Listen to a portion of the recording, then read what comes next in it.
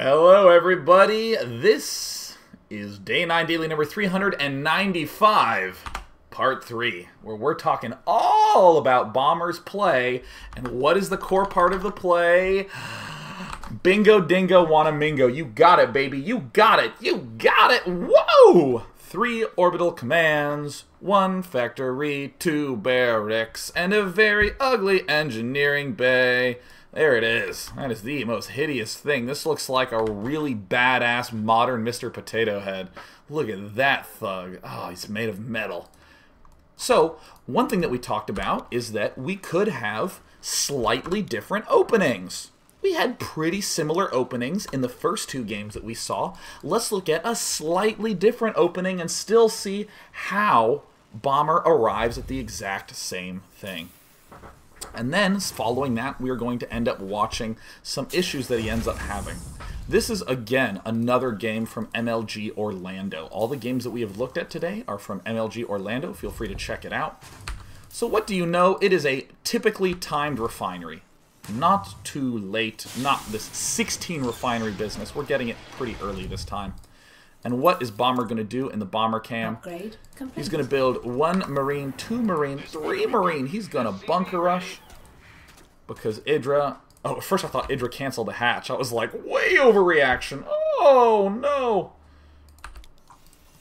But anyways, Bomber, look at this. Bomber is not going command center first and then factory. That's what he did in the other 2 games. In this game, he's going for standard fast factory. Yeah! Standard fast factory. And then with a very standardly timed command center. Yay! I overwhelmingly prefer this one, for the record. I overwhelmingly prefer to do this opening. I really don't like the sort of command center funky timed factory. I like my Hellions out fast, and I like blasting them with it. I like hurting his face with Hellions. Yeah! So cool, we build 1, 2 Hellions, and we're done. Cool. Not going crazy with the Hellions. Instead, we want to just get things started right away with our Marines and tanks, and a command center. Alright, yeah. Oh no, wait, is this not a tank? That's right, he's actually going for Blue Flame Hellion. This isn't the crazy broken Blue Flame Hellion where he ends up getting the +10, but it's instead +5. And this is another opening. You know, it was starting slightly different by getting a pretty early factory instead of a slightly delayed factory, as we saw in the first and second game of this daily. But in this third one, wow, going for Blue Flame Hellion. Don't overthink it. Don't get too complicated. This is a minor detour. Oh, there's that second barracks coming in. I like that. Controlling the watchtowers. I like that. Oh, yeah.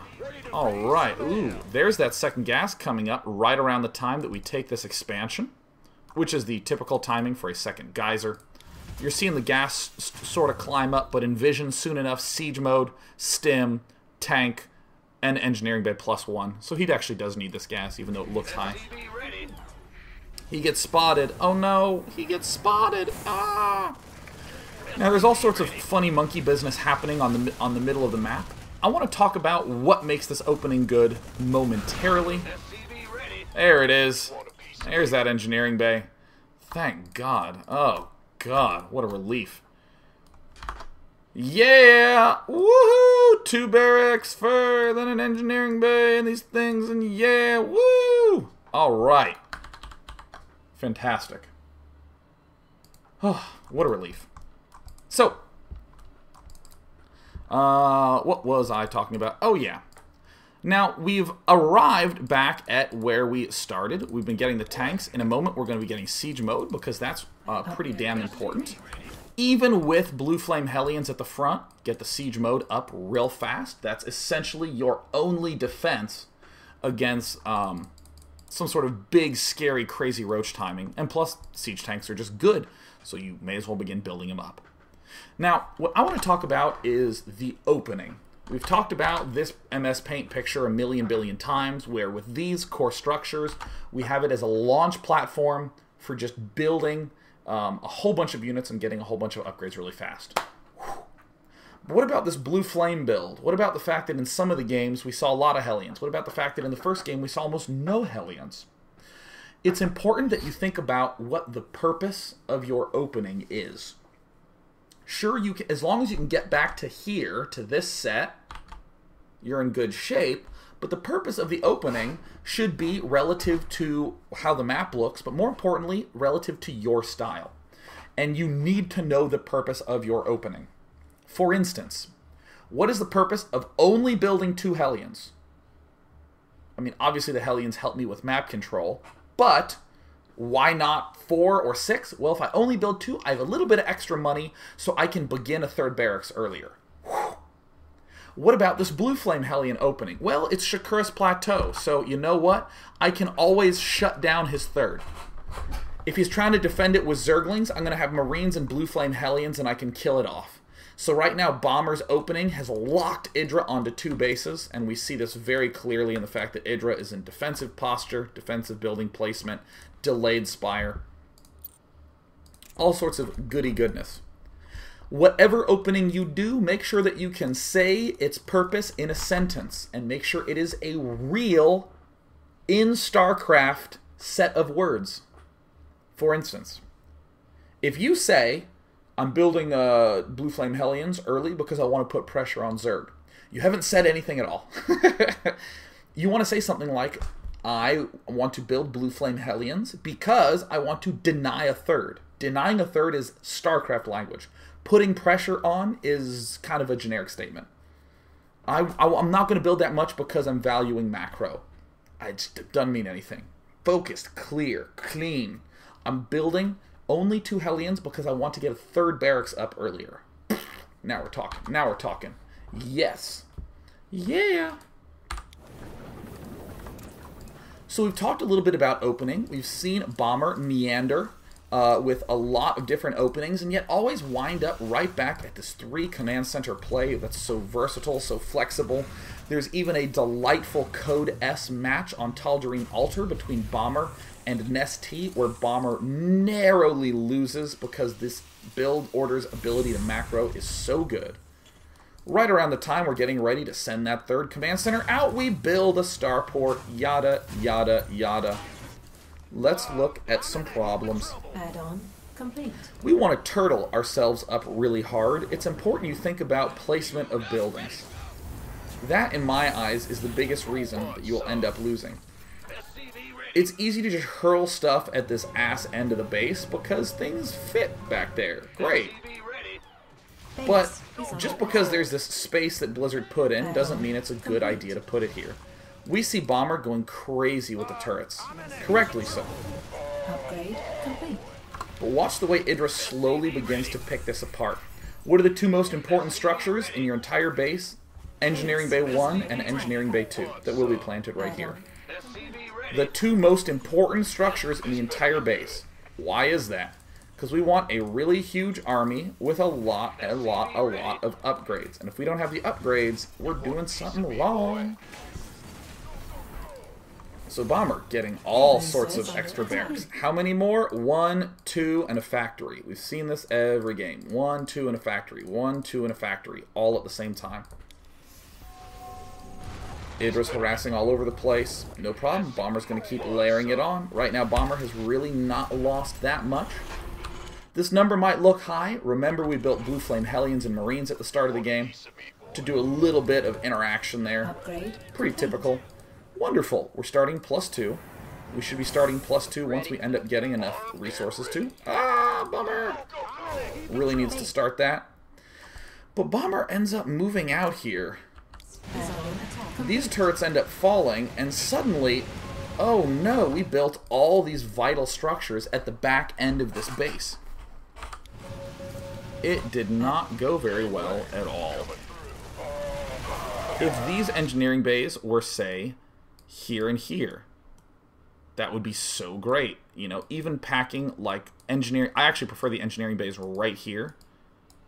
Very, very easy to repair, very hard to get to once you're moving out to your 3rd, and especially when you move out to your 4th, it's like right at the heart of everything. But Bomber continues to push aggressively. Now here is the big issue that you can run into. that every Terran runs into. Don't walk onto creep with unsieged tanks. Be really careful when you're doing that.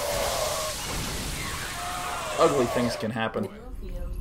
And this is one of these moments where we see the immediate strengths and weaknesses of Bomber's build play out.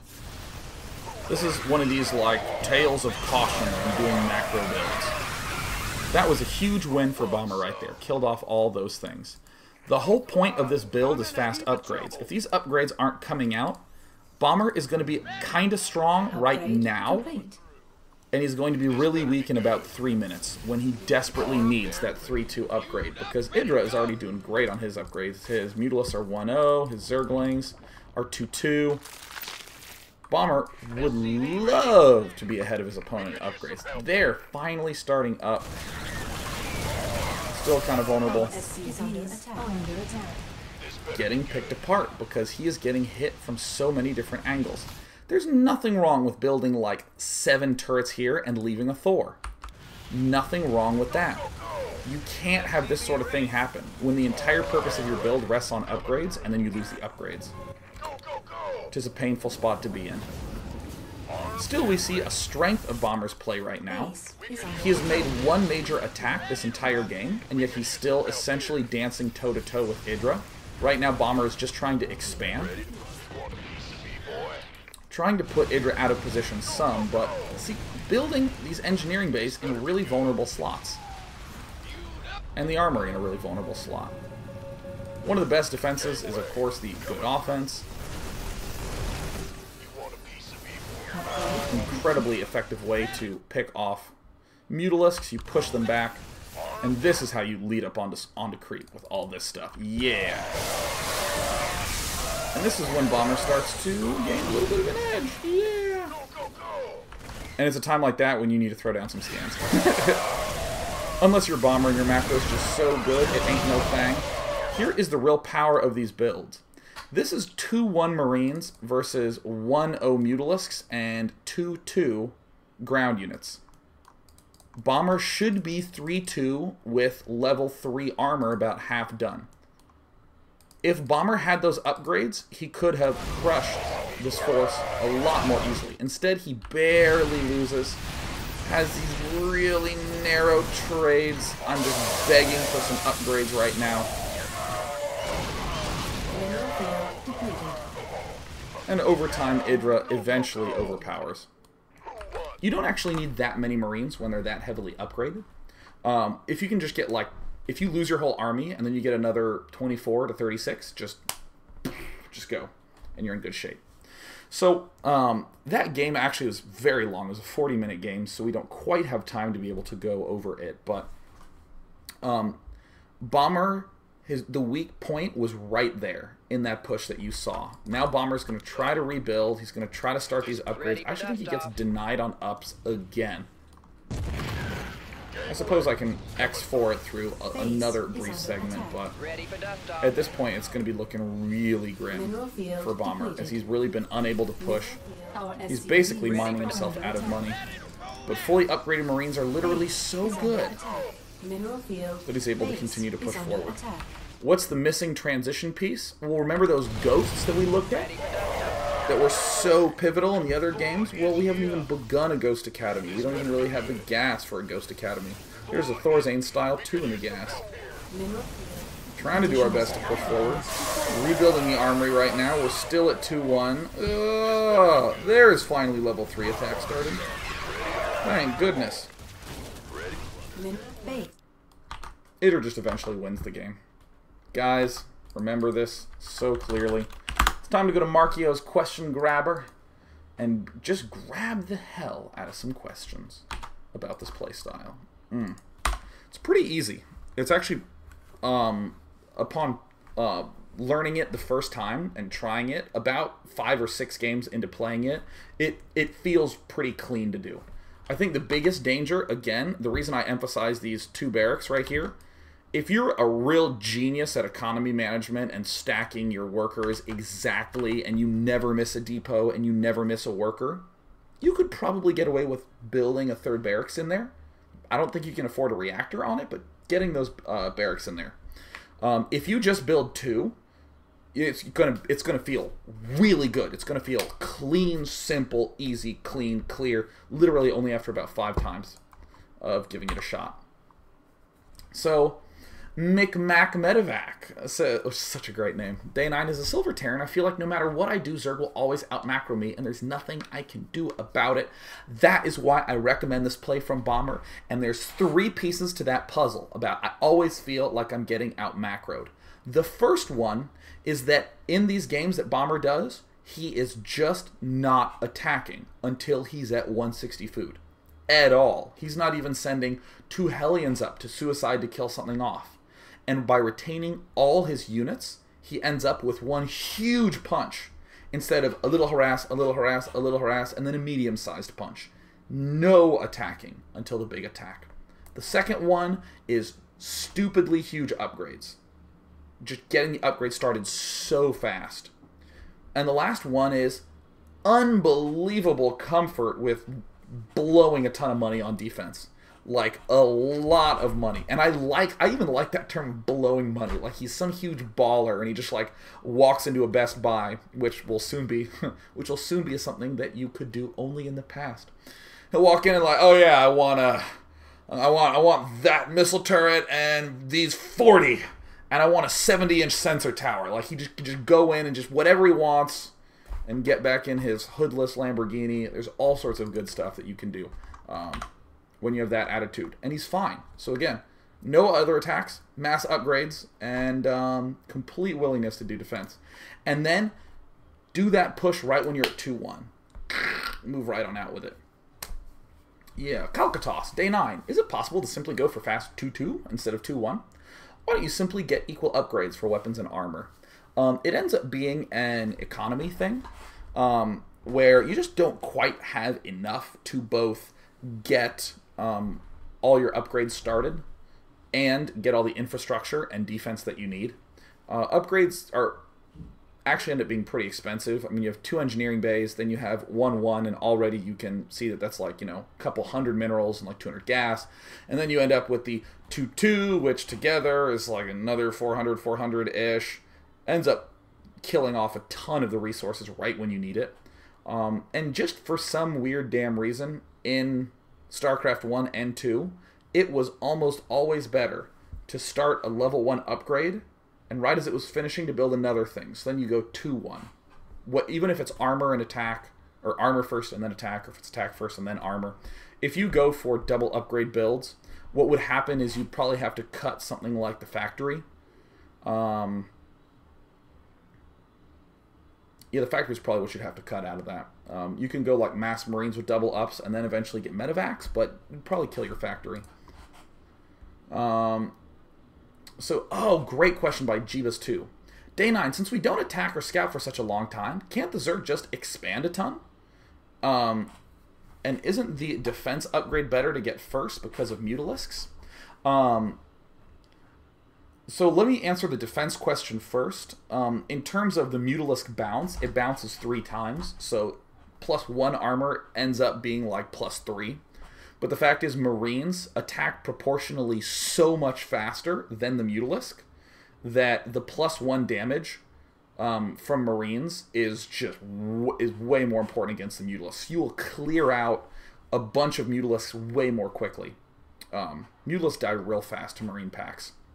So, I mean, it's the difference between taking 3 less damage versus being able to pick off 2 or 3 mutalisks when you could only pick off 1. I think that the attack is strictly better against the mutas.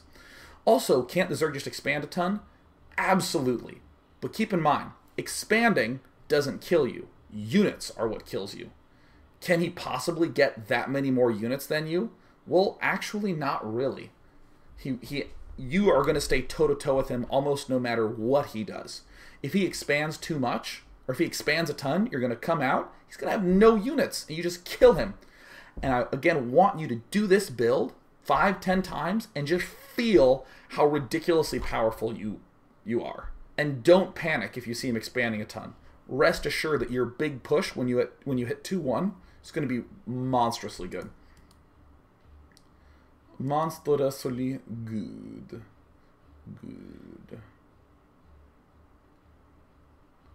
What else is going on here? I'll take this last question from Twizzer. Day 9. As a Zerg, when the Terran doesn't scout in the first game, what is a proper response? I mean, I don't know. The question just had a ... and an in it. I don't know, it makes me feel uncomfortable. I don't know how to answer it. With the Terran play, Terran is just basically saying Marines and tanks are so good, I'll just make those, and I don't care what you do. The correct response for a Zerg, I mean, the fact that no one's scouting, I don't think actually has any bearing on it. I don't really read too much into early scouts or scout timing, honestly. Yeah.